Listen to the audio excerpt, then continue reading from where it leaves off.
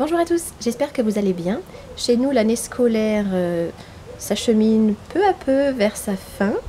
Ça a été encore une année scolaire très particulière, puisque la crise sanitaire a perduré, puisque ma jambe blessée a occasionné un arrêt maladie quasiment tout le premier trimestre. Ensuite, il y a eu les couvre-feux divers et variés, puis les confinements divers et variés, le téléenseignement, le gros Covid de Totoro. Bref, on ne s'est pas ennuyé. En tout cas, nous sommes donc fin juin et je voulais faire un bilan avec vous de ces 6 mois de vidéos. Bonjour, bienvenue chez Fondant. Voilà, c'est comme tout, ça s'apprend et comme c'est quelque chose que je trouve plutôt sympa, je vais peut-être un peu continuer.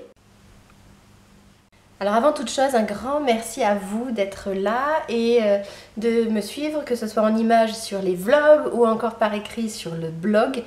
Tous vos retours, vos commentaires, vos messages, vos anecdotes, vos remarques me font chaud au cœur, ça donne envie de continuer, donc vraiment merci. Merci. Par ailleurs, je voulais signaler qu'en janvier, je n'avais pas ouvert une chaîne YouTube à proprement parler, j'ai juste ouvert un local ou publier et stocker mes petits bidouillages. Je ne cours pas après la publicité, je ne cours pas après le nombre de vues, ni après les statistiques, et ça laisse quand même une grande liberté et une grande marge de manœuvre. Voilà, YouTube, ça a été vraiment un moyen, pas une fin. Comme j'aime bien ce qui forme un tout, ce qui forme quelque chose de global, un ensemble cohérent, un peu à l'image de mes billets bouquets qui sont devenus quasiment la norme sur mon blog depuis plusieurs mois, le passage à la vidéo, c'était l'étape suivante logique, parce que je voulais vous proposer des aperçus et des supports qui étaient plus directs, et puis une immersion un peu plus totale dans les univers que je voulais vous présenter ou les choses que je voulais vous montrer. Et que ce soit le texte ou la photo, c'est super, mais ça a ses limites. Et vraiment, j'ai trouvé dans la vidéo quelque chose qui complète. Donc l'objectif, c'était vraiment de partager encore plus. De l'autre côté, en y réfléchissant, je pense que c'est pas un hasard si cette envie et peut-être même ce besoin de créer des contenus audiovisuels sont arrivés après des mois et des mois d'enseignement à travers un masque. Ça se passe plus comme avant. Du coup, à travers la vidéo, je pense que j'ai trouvé mon compte aussi, parce que je retrouve le plaisir de communiquer sans entrave, sans masque, sans barrière, en utilisant les expressions du visage, les mimiques, tout ça. C'est quand même quelque chose qui m'a permis de compenser et de retrouver ce qui me manquait dans mon métier en fait. Alors une chose quand même qu'il faut que je rajoute, c'est que je me suis toujours beaucoup amusée à réaliser les 15, oui il y en a 15, les 15 vidéos de cette première moitié d'année. Toujours, franchement, je me suis toujours régalée, ça n'a jamais été un poids, une entrave, pas du tout, ça a toujours été du plaisir. Alors un petit point que je voulais signaler quand même, en cours de tournage, quand j'étais en train de filmer les différentes séquences, ça m'est arrivé souvent de me dire « Oh là là, mais c'est pas cohérent, c'est fouillis, ça va partir dans tous les sens, ça va être le gros bazar ».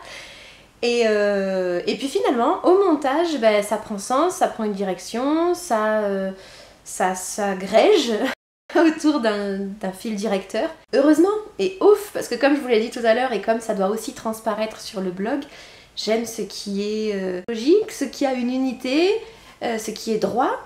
Oui, hashtag psychorigide. Donc maintenant je me prends plus la tête. Je sais que même si ça semble fouillé en cours de tournage, ça s'assemblera en temps et en heure au moment du montage. Bon, alors, après ce long blabla sur le pourquoi du comment et du ce que ça me fait, parlons un petit peu du contenu.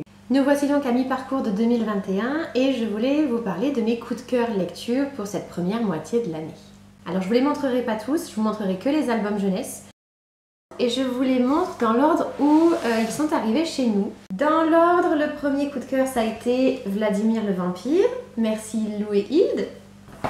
Le deuxième, ça a été l'école des petits Marsus. Trop bien.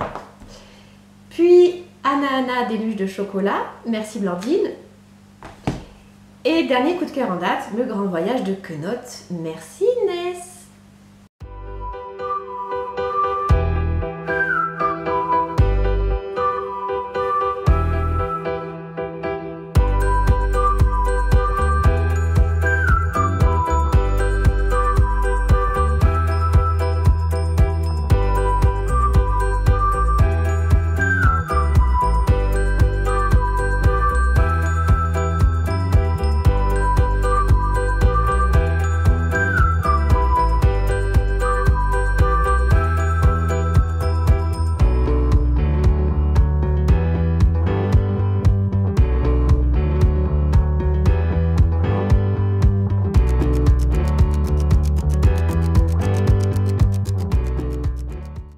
pour ce qui est des romans, je prends mon petit carnet parce que j'ai pris des notes et j'en ai sélectionné 5. J'en ai lu beaucoup plus, mais voilà les 5 qui m'ont le plus marqué dans l'ordre chronologique. Alors il y a d'abord eu les 7 morts d'Evelyn Hardcastle, dont j'avais fait un vlog. Il y a eu ensuite Mamma Maria qui se passe en Italie pour un roman feel-good gourmand. Puis La brodeuse de Winchester, dont j'ai parlé il n'y a pas longtemps pour le mot anglais. Le journal de Claire Cassidy, ouais, super. Et le dernier, c'est La fabrique de poupées. Voilà, donc sur les 5, il y en a 4 qui se passent en Angleterre quand même.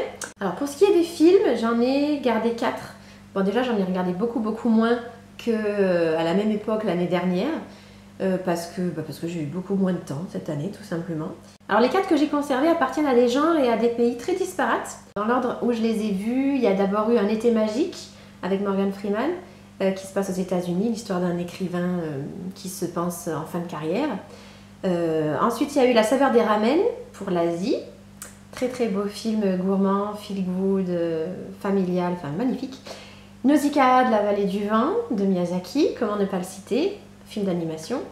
Et puis Babysitting, donc là retour en France avec de l'humour potache, la bande à Fifi dont on est assez fan. Le genre de film où tu poses ton cerveau, mais en même temps il y a quand même pas mal d'allusions, de clins d'œil qui sont assez réjouissants, et qu'est-ce qu'on a rigolé. Et côté série, bah là aussi on est nettement en deçà de 2020 au même stade parce que on n'en a regardé qu'une seule. Mais alors on l'a bien choisi, il s'agit de Cobra Kai. On a regardé les 3 saisons qui sont sorties, la 4e étant actuellement en cours de tournage, et c'est génial. Je connaissais pas du tout les films des années 80 Karate Kid, mais on comprend tout en regardant la série, c'est bien expliqué, c'est pédagogique, c'est bien fait, c'est intelligent, c'est drôle, c'est touchant, c'est prenant. Vraiment, je me régale alors que c'est pas du tout une série que j'aurais été portée à regarder. Donc merci Totoro de m'avoir mise sur les rails parce que franchement, elle est géniale cette série. Un bêtisier! Un bêtisier! J'entends déjà la foule en délire qui réclame un nouveau bêtisier. Oui, je vous en ai prévu un! Sauf que j'ai récupéré la première minute 45 qui était à la fin de la vidéo numéro 10 avec des petites séquences making-of rigolotes. Et j'ai rajouté 2 nouvelles séquences ratées, plus récentes. C'est parti! J'ai perdu un livre. Ah oui! Tout ça, ça n'avait pas forcément transparu. Transparu. Ça se dit transparu. Bon, ça apparaissait pas sur la 4e de couverture. J'ai rien à lire en ce moment. Voilà. Puisque nous partons grâce à ces 2 gentils... et du coup, nous avec Valardon, on doit attendre que les... Donc cette année, on va prendre les choses un peu différemment. C'est nul. Petit coucou de non-vlog. On est le dimanche 13... on n'est pas le dimanche 13. Alors avec Totoro, je suis retournée à Londres... non, je suis pas allée à Londres. C'est un pull que j'avais acheté aux États-Unis. Alors je sais plus où exactement. J'adore l'image que ça fait en fait. C'est trop beau. Voilà. Et pas voilà, toujours voilà. En même temps, je voulais vous dire que j'avais bien entamé mon roman, Les Revenants de Whitechapel. Nous sommes à la page... Enfin, nous de Majesté.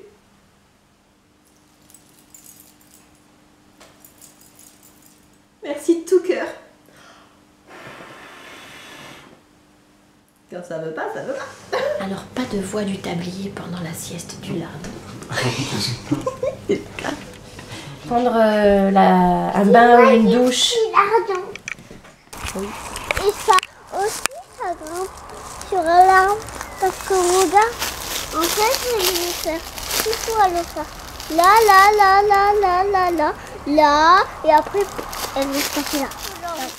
C'est pas facile de tourner des vidéos avec un petit garçon à côté qui parle non-stop. Vous avez peut-être remarqué que sur les 3, il y en avait 2 qui étaient des lectures particulièrement bien de saison, n'est-ce pas? Maman.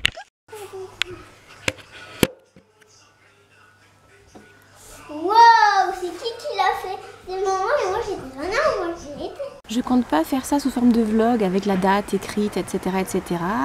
Je sais quand je démarre ce... Bonjour monsieur. Vous allez bien? Ils sont pas là, alors j'en profite. Quand votre voisin de 85 ans vous surprend en train de tourner. On a de très gentils voisins, heureusement. J'y arrive pas. Je rame aujourd'hui. C'est dur aujourd'hui. J'y arrive pas. J'ai perdu l'habitude de parler face caméra et... bah ça se voit. J'avais fait une super prise musicale et je me rends compte que ça n'avait absolument pas enregistré. Je suis deg. J'ai commencé hier soir à cœur... Non, c'est pas hier soir, j'ai commencé avant-hier soir. Oui. Bonsoir, on est le jeudi... Pas du tout, on n'est pas jeudi. On est lundi, c'est pas grave. Alors c'était sous les chants des oiseaux que j'avais commencé à vous parler de ma lecture à l'envers.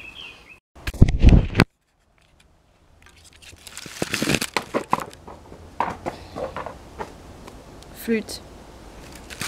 Vous savez ce qui est arrivé à mon livre?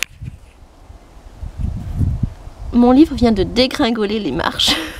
Alors voilà pour ce petit bilan fondant qu'il me tenait à cœur de réaliser. Et pour la suite. Alors, après le Japon, l'Écosse, l'Angleterre, j'ai encore plein de destinations où j'aimerais vous emmener. Elles sont là, je les connais déjà.